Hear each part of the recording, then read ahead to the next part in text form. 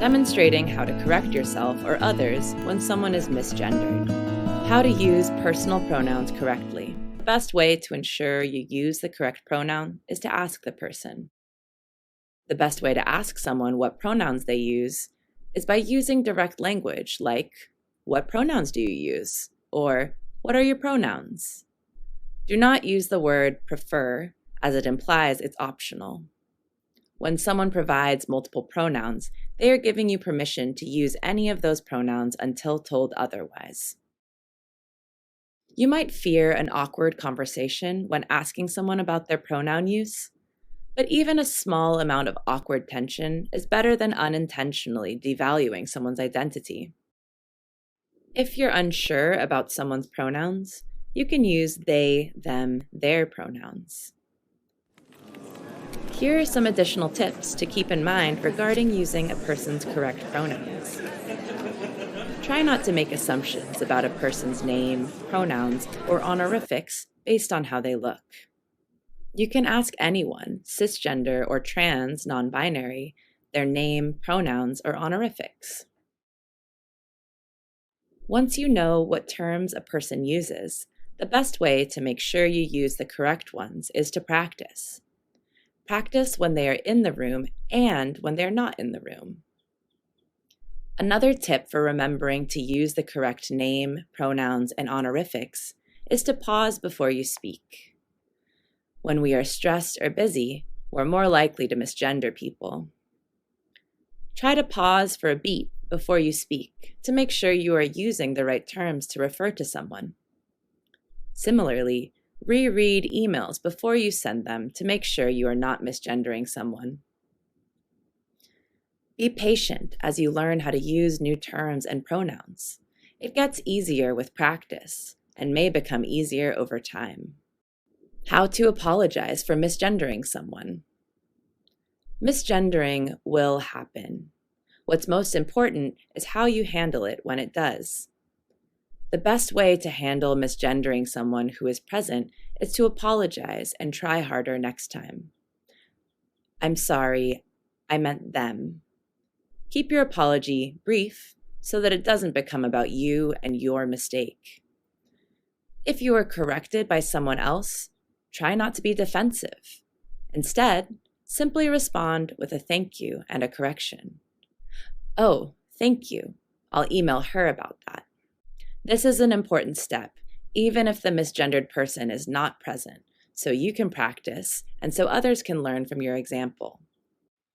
How to correct misgendering when you hear or see it.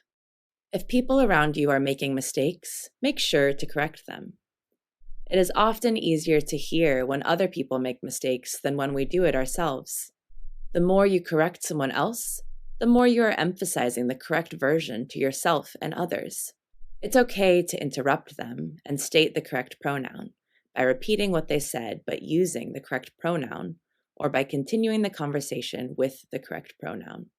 If you know the person they misgendered personally, and especially if that person is often present when this misgendering occurs, consider asking them how they want you to respond in these situations.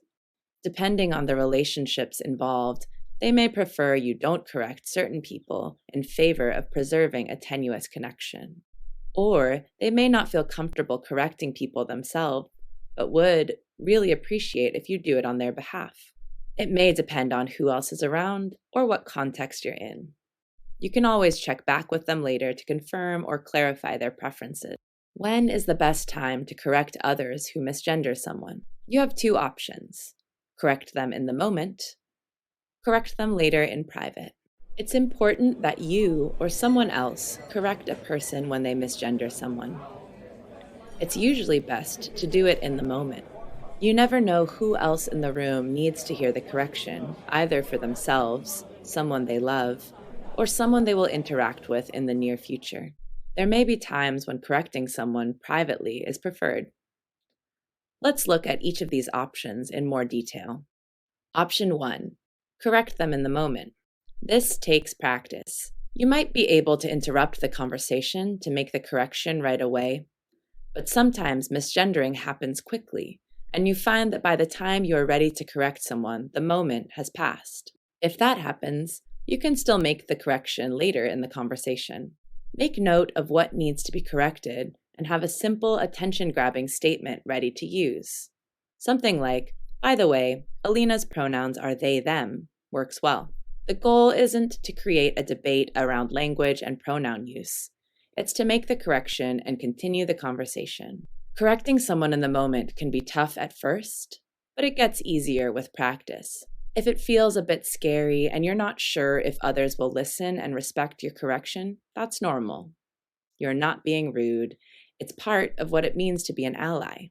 Option 2, correct them later in private. If, for whatever reason, correcting someone in the moment doesn't happen, correcting them after the fact in private is an okay alternative.